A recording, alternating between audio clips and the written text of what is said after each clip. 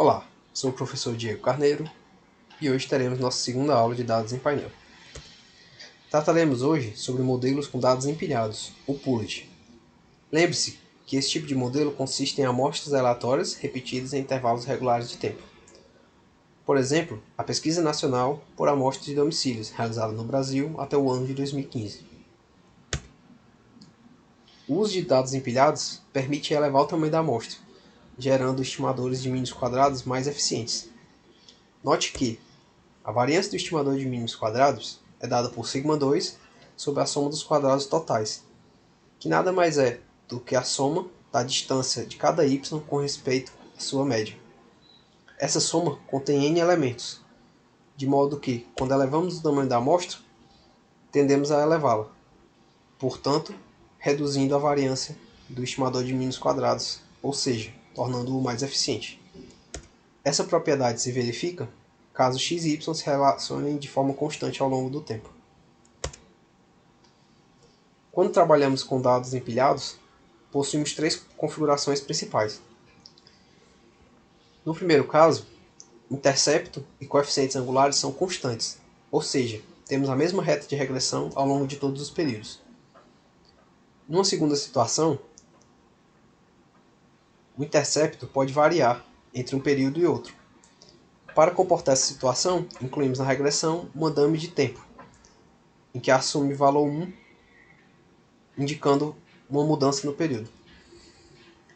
Além do intercepto, pode haver também a mudança dos próprios coeficientes angulares.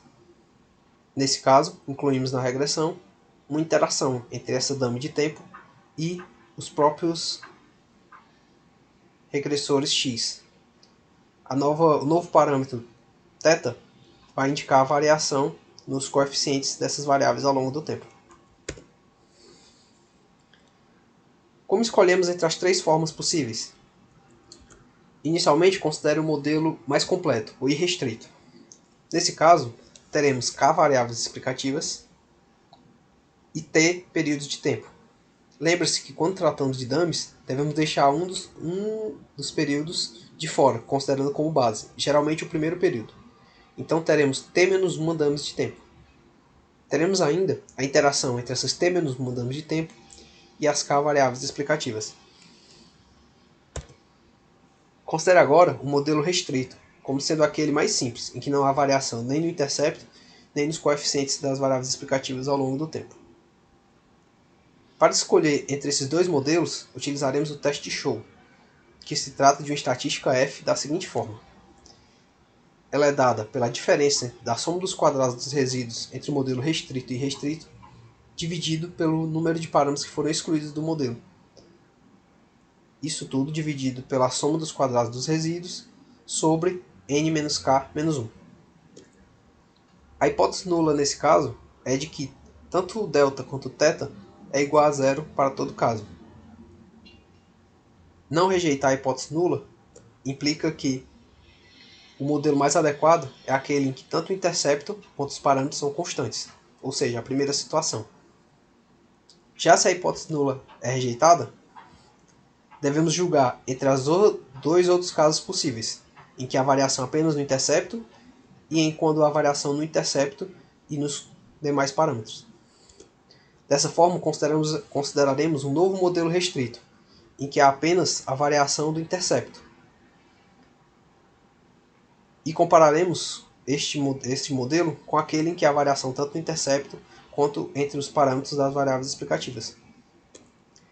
Nesse caso, a nova hipótese nula será de que θ é igual a zero para todo caso.